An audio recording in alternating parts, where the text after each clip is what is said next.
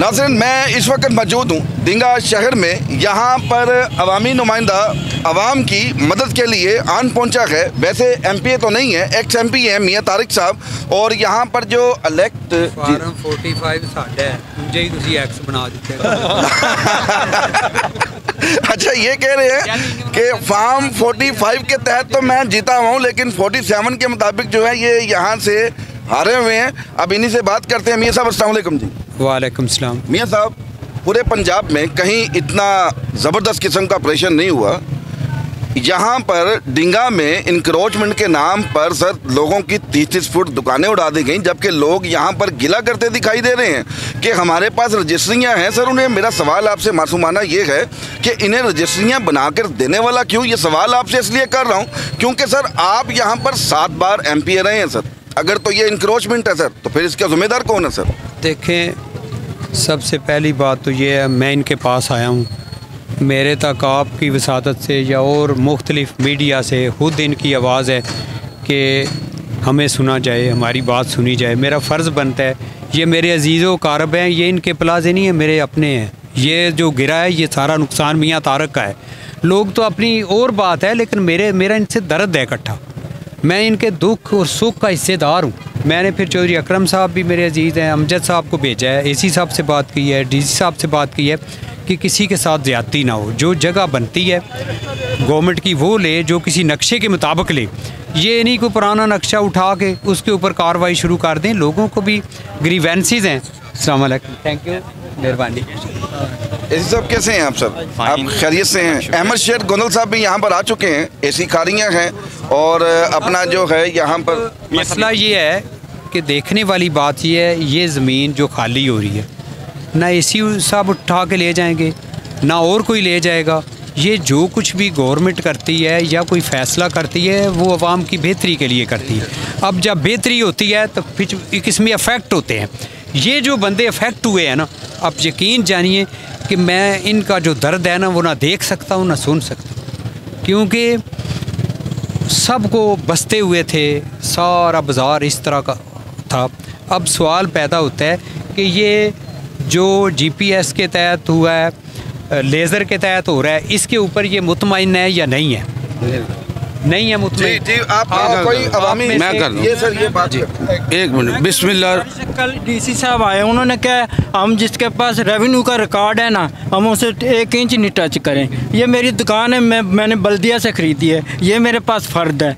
ये फिर भी निशान लगा रहे हैं GPS के तहत अंदर कर। सेंटर इधर होता है, कभी इधर करते। आप जवाब देना चाहेंगे कि MP साहब नहीं, एक मिनट, मेरा जवाब नहीं बनता।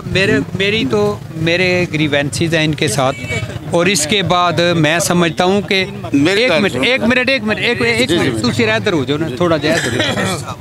मैं आपको ये बताता हूँ, बात ये है कि इसका फैसला गवर्नमेंट कर रही है, इसमें कोई मुदाखलत नहीं होनी चाहिए, कोई सियासी या कोई दूसरी। वो कह रहे हैं तजाद आ रहा है इसमें। तजाद जो आ रहा है वो दूर AC साहब हैं, DC साहब ने इन्हें कहा है। मेरी रिक्वेस्ट, मैंने भी इन्हें रिक्वेस्ट की है कि जो मेरे पास जाके करते हैं, चौधरी अकरम साहब रेवेन्यू को बहुत समझते हैं पुराने, तो इसके ऊपर अगर कोई गलती हो रही है तो AC साहब इसीलिए रिक्वेस्ट पे आए हैं, वो ठीक कर देंगे। आप फिक्र वाली बात नहीं है। इनका है, एक ये साहब है, आप ये AC साहब ये गिला करते हैं। आप थोड़ा कैमरा भी छोड़िएगा। सारी बातें कर लें फिर AC साहब। अच्छा, इनका गिला AC साहब कल मिलिया ਇਹਨਾਂ क्या कर ਮਹਿੰਦੀ ਇਹ ਨਾਲ ਮੇਰੇ ਉਹਦਾ 6 ਫੁੱਟ ਹੈ, ਨਾਲ ਹੀ ਮੇਰੀ ਦੁਕਾਨ ਹੈ सेम, मतलब इधर 6 ਤੇ इधर 15 हो गया।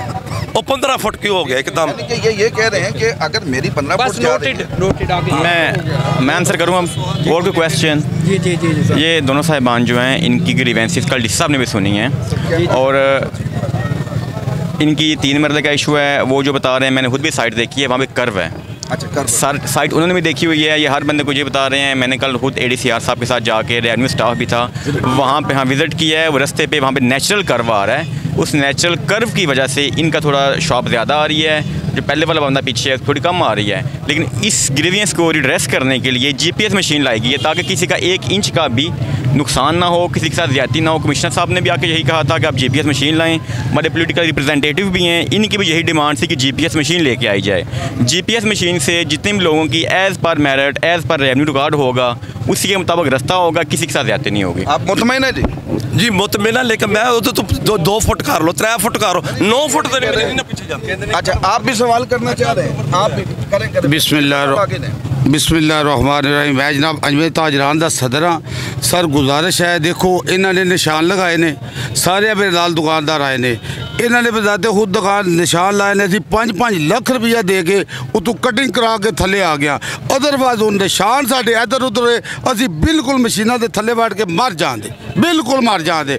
बिल्कुल ठीक है गल के नहीं, असी निशान सिलाए, असी निशान आप नहीं लाए। साहब मेरा आप मैंने एसी साहब से बात की, उन्होंने कहा कि ताजर हजरात हमारे सामने सरेंडर कर चुके हैं कि हम इंक्रोचमेंट पे बैठे हुए हैं। इसमें कितनी सदाकत? देखो जी, इंक्रोचमेंट जी इन्होंने की थी, मेरिया जाती 2 दुकाना बिल्कुल चलिया गई। कानूनी है गैर कानूनी? गैर कानूनी ठीक है, चलिया गई, कोई अफसोस नहीं है। ठीक है, गौरमेंट की जगह से उन्हें लै ली, कोई बात नहीं है, ठीक है, लैनी चाहिए।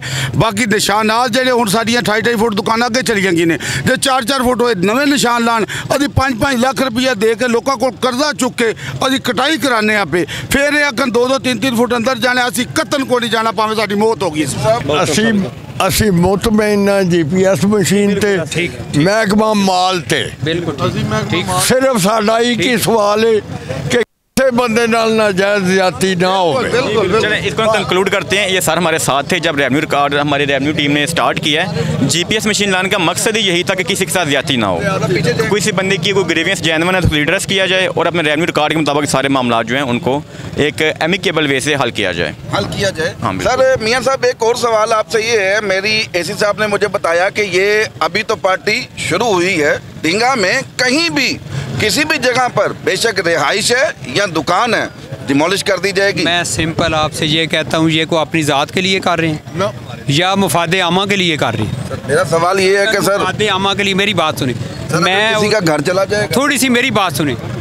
मैं चौधरी साहब आप ये बताएं, हम यहाँ से गाड़ी लेके निकलते थे शाह तकिए तक, कोई खड़ा होता था, 2 गाड़ियाँ क्रॉस होती थी।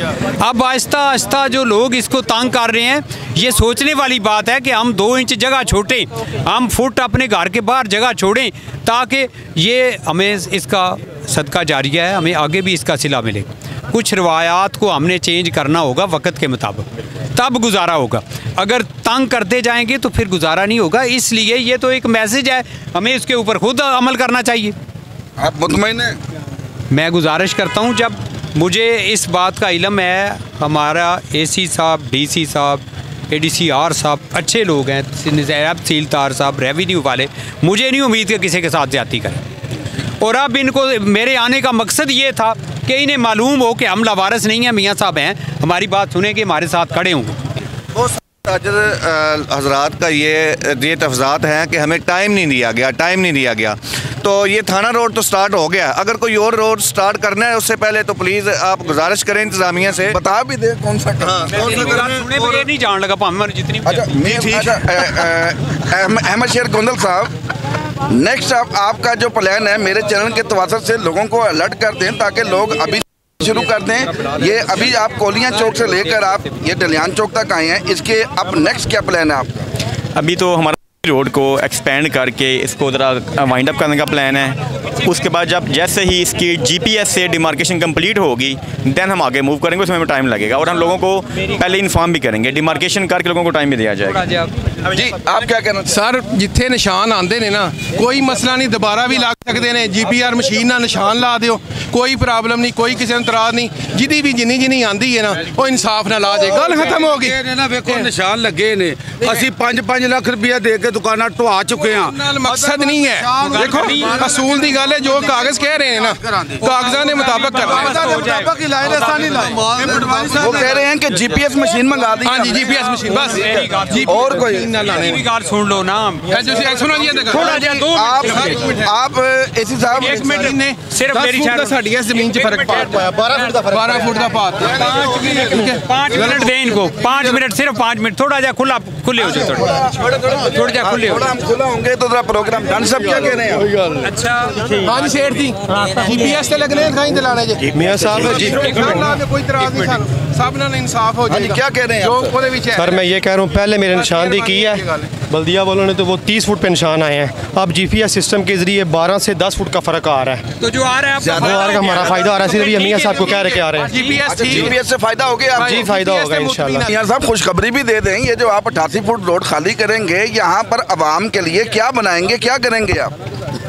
देखिए आप ऐसी साहब आप मेरी एक सोच थी, अभी तो ये सड़क खुली करेंगे, सड़क की ज़रूरत है, ठीक है, ये अवामी रास्ता है, कोई गरीब लोग भी आगे खड़े होकर अपना कारोबार कर लेंगी, ये तो ये है। लेकिन सवाल ये है कि जो मेरा अरसा गुज़रा है, मैंने ये डिंगे में जितनी ज़मीनें थी मेरे होते हुए 1 इंच ज़मीन किसी ने नहीं ली।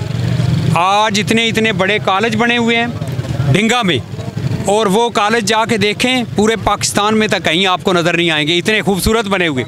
अस्पताल है, ये थोड़ी सी जगह पे अस्पताल है लेकिन हर फैसिलिटी यहाँ पे है। गांव में जो शामलात पड़ी हुई थी, मैंने गांव वालों को रिक्वेस्ट करके यार ना लड़ो, मेहरबानी करो ना स्पोर्ट्स।